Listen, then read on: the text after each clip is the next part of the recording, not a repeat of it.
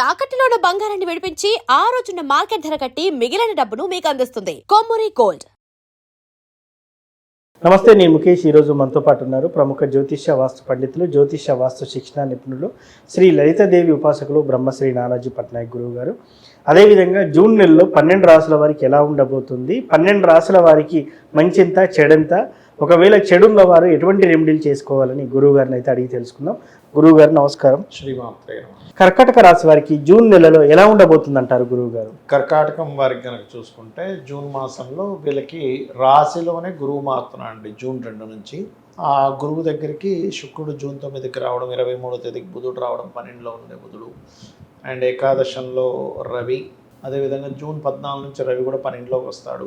దశమంలో కుజుడు, భాగ్యంలో శని, అష్టమంలో రాహువు అండ్ చంద్రుడు అయితే మీకు పంచమ స్థానం నుంచి 12 రాశులు తిరిగి మళ్ళీ 6వ భావంలో కూర్చుంటాడు. 2లో కేతు ఉన్నాడు. ఈ రాశి వారికి ఎలా ఉండబోతుంది, ఏ దేవతారాధన చేయాలి, దేశకాల పరిస్థితి ఏమిటి అనేటువంటి అంశాలు చెప్తుంది నేనైనప్పటికీ చెప్పిస్తుంది సాక్షాత్ లలిత అమ్మవారిగా భావిస్తూ ఆ లలితాంబిక అమ్మవారి యొక్క అనుగ్రహం ఈ యొక్క కర్కాటకం రాశి వారికి బాగుండాలని మనస్ఫూర్తిగా కోరుకుంటూ, ఇక్కడ వీరికి ఎప్పుడైతే రాశిలో గురువు అంటే ఒక శుభగ్రహం ఉండి అగైన్ ఇంకొక శుభగ్రహం వచ్చి కలుస్తున్నందుకు ముఖ్యంగా వివాహం అవ్వటం లేదు అని ఇబ్బంది పడేటువంటి వారికి వివాహ యోగము, సంతానం కోసం ప్రయత్నం చేసేటువంటి వారికి కూడా సంతాన యోగం కలుగుతుంది. కానీ వీళ్ళు ఎట్టి పరిస్థితుల్లో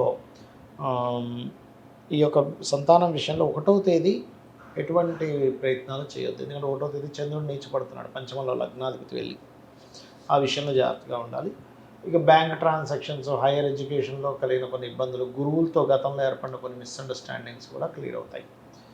అయితే ఈ ధనభావంలో ఎప్పుడైతే కేతు ఉన్నాడో ధన విషయంలో వీళ్ళకి కొంచెం బ్రేక్స్ ఏర్పడుతుంటాయి, కొంచెం ఆటంకాలు వస్తుంటాయి. దీనికి వీళ్ళకి దగ్గరలో ఆలయంలో ఏదైనా గణపతి ఆలయం ఉన్నట్లయితే గణపతి ఆలయానికి కనుక వెళ్ళినట్లయితే వీళ్ళకి ఆ ఇబ్బంది అనేటువంటిది పూర్తిగా తగ్గుతుంది చెప్పాలంటే. అదేవిధంగా కేతు గ్రహానికి సంబంధించిన ఉలవలు దానంగా ఇవ్వడము, police department, navy, defence related సంబంధించిన వాటిలో ఉద్యోగ అవకాశాలు వెతుక్కుంటే మంచిది. సహజంగా ఈ డిపార్ట్మెంట్స్ అనే కాకుండా జనరల్గా ఉద్యోగాలు చేసేటువంటి వారు ఉన్న ప్రదేశం కాకుండా వేరే ఇతర ప్రదేశాలు, అందులో ముఖ్యంగా నీటికి దగ్గరగా ఉండేటువంటి ప్రదేశాలు, సముద్రాలు, నదులు ఉంటాయి కదా, అలా దగ్గరగా ఉండే సిటీలకు కనుక వీళ్ళు ట్రై చేసుకున్నట్లయితే బాగుంటుంది చెప్పాలంటే. అయితే వీళ్ళకి ప్రమోషన్ కోసం ప్రయత్నం చేసినట్లయితే జూన్ 14 లోపల ప్రయత్నం చేయడం మంచిది చెప్పాలంటే. కాకపోతే వీళ్ళు ఎటువంటి రూపాయి వచ్చినా, రూపాయి ఖర్చు అయినా కూడా గణపతిని ఎక్కువగా ఆరాధించాలి. ఒక ఏదో డబ్బు తీసుకుంటున్నాం లేదా ఇస్తున్నాం, గణపతిని ఆరాధించుకుంటూ ఉంటే ఏమవుతుందంటే వచ్చిన రూపాయి నిలబడుతుంది. ఎవరికైనా మీరు ధనాన్ని ఇస్తున్నారు, అది ఏమవుతుంటుందంటే కాస్త ఎవరికైనా ఇచ్చినవి మళ్ళీ రిటర్న్ రావడం జరుగుతుంది. కాస్త ఇచ్చిన డబ్బులు రావట్లేదని అంటుంటారు. అలాగే వీళ్ళు కొంచెం కామేశ్వర ముఖాలోక కల్పిత శ్రీ గణేశ్వరాయ నమః అనే మంత్రం చేసుకోవడం అన్ని విధాల ఉత్తమం. వీరికి రాసుల వారికి ఇలా ఉన్నప్పటికీ కూడా దేశకాల మాన పరిస్థితుల ప్రకారం ఎలా ఉండబోతుంది అంటారు గురువు గారు?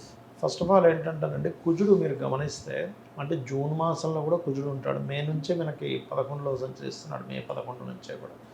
కాబట్టి దీనివల్ల ఏంటంటే ఎండ ఎక్కువగా ఉంటుందండి. వద్దన్నా మళ్ళీ మనం అంతా చల్లారిపోయింది అనుకునేది కాస్త మళ్ళీ యుద్ధం పెరగడము, వైరస్లు రావడము, గురువు కర్కాటక రాశిలోకి సంచరిస్తున్నందుకు. అందుకని నీరు తాగే వాళ్ళు కాస్త చల్లార్చిన నీళ్ళు తాగడం మంచిది.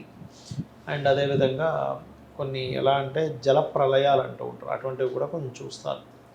ఈ జూన్ 2వ తేదీ నుంచి ఎప్పుడైతే కర్కాటకంలోకి వస్తున్నారు ఎప్పటి వరకు అది ఒక 5-6 మంత్స్ ఎక్కువ ఉంటుందండి. 1 year ఉంటుంది పూర్తిగా. అదేవిధంగా ఈ ధరలు పిచ్చి పిచ్చిగా పెరగడం, తగ్గడము, కొన్ని చమురు ఇట్లాంటివి లోటు రావడం లాంటివి చూపిస్తున్నాయి. అయితే నేను చెప్పేది ఏంటంటే ఇక్కడ వీళ్ళ రాశి నుంచి అంటే ఇప్పుడు చూడండి, మామూలుగా అయితే మే ఎండింగ్ అయిపోయి ఎండ అయిపోద్ది. అవును. కానీ ఈసారి ఏమవుతుందంటే జూన్లో కూడా ఎండ వాన 2 పెరుగుతాయి. ఓకే. ఒక పక్క వర్షము వస్తుంది, ఒక పక్క మళ్ళీ విపరీతమైన ఎండలు వస్తూ ఉంటాయి. అంటే ఈసారి ఎక్కువ కాలం ఎండాకాలం ఉంటుంది చెప్పాలంటే. ఓకే. అయితే మనం ఈ గోచార ఫలితాలు చెప్పుకున్నాం కదా, ఈ గోచార ఫలితాలతో పాటు ఎప్పుడూ కూడా వీళ్ళ పర్సనల్ చార్ట్లో పూర్వజన్మ కర్మని ఇచ్చే గ్రహం ఏంటో పట్టుకోగలగాలి. అది పర్టికులర్గా మనకి ఒక్కొక్క లగ్నానికి ఒక్కొక్కరు ఉంటారండి. మేషం వాళ్ళకి బుధుడు, శని. సో బుధ శనులకి ఎక్కువ దానాలు ఇస్తుండాలి. అంటే నువ్వులు, మినుములు, మన పెసలు. వృషభం వారు అనుకోండి వాళ్ళకి గురువు అవుతాడు, శనగలు ఇస్తూ ఉండాలి ఎక్కువగా. మిథునం వారు కందులు ఎక్కువగా ఇస్తుండాలి. అండ్ కర్కాటక రాశి వారు ఎక్కువగా వీళ్ళు ఇవ్వవలసింది ఏంటంటే బొబ్బర్లు ఎక్కువగా ఇస్తూ ఉండాలి. సింహం వారికేమో నువ్వులు, పెసలు. కన్యవారికి పర్టికులర్గా బియ్యం ఎక్కువగా దానం ఇస్తూ ఉండాలి కన్యవారు. తులారాశి వారు కనుక చూసుకుంటే అంటే తులారాశి వారికి ఏంటంటే సింహంలో కేతు ఉన్నాడు కదా, అందుకని వీళ్ళు ఎక్కువగా ఉలవలు, గోధుమలు, శనగలు ఇస్తే మంచిది. ఎందుకంటే లాభస్థానాన్ని ఆపుతుంది తులారాశి వారికి సింహంలో ఉండే కేతువు వల్ల. ఇంకోటి వృశ్చికం వారికి కనుక చూసుకుంటే పర్టికులర్గా ఇక్కడ వీళ్ళు పెసలు ఇవ్వడం చాలా మంచిది, మంచి ఫలితాలు వస్తుంటాయి. అండ్ ధనస్సు వారు పూర్వజన్మ కర్మను తగ్గించుకోవాలి అని అనుకుంటే కనుక బొబ్బర్లు ఎక్కువగా దానం ఇవ్వాలి, అలసందలు అంటారు వాటిని. మకరం వారు కందులను ఇవ్వాలి, మరియు కుంభం వారు కాస్త బియ్యము దానంగా ఇస్తే మంచిది, బియ్యము శనగలు కూడా దానం ఇస్తే మంచిది. మీనం వారికి ఎలాగో ఇప్పుడు ఏలినాటి జన్మరాశిలో ఉన్నది కాబట్టి కాస్త వీళ్ళు గోధుమలు, ఉలవలు, నువ్వులు దానం ఇస్తే చాలా మంచిది వీరికి. అంటే ఈ పూర్వజన్మ కర్మ అనేటువంటి తగ్గుతుంది. దాంతోపాటు ఎవరెవరికి ఏ లగ్నం వారికి ఎవరు పంచమాధిపతి అవుతారో ఆ దేవత సంబంధించినటువంటి చాంటింగ్ చేసుకోవడం మంచిది. అయితే ఇక్కడ ఏంటంటే వాళ్ళకు ఉండే సమస్యని బట్టి లలిత సహస్రనామాల్లో ఉండే ఒక్కొక్క నామాన్ని చాంటింగ్ చేసుకుంటే కూడా మంచిది చెప్పాలంటే. అంటే ఒక్కొక్కరికి ఒక సమస్య ఉంటుంది కదండి. ఇప్పుడు కొంతమందికి ఉద్యోగం ఉండదు, అలాంటి వారు కాస్త ఓం మాణిక్యం ఒకటాకార జానద్వై విరాజితాయన వివాహం అవ్వట్లేదు, అలాంటప్పుడు ఓం కామేశబద్ధ మాంగళ్య సూత్ర శోభిత కందర, లేదంటే వివాహం అయిందండి కానీ మేము ఇద్దరి మధ్య సఖ్యత లేదు, ఓం శివకామేశ్వరాంగస్థ శివాస్వాధీన వల్లభాయన, ఇలా చేసుకున్నట్లయితే వీరికి అన్ని విధాలా కూడా బాగుంటుంది.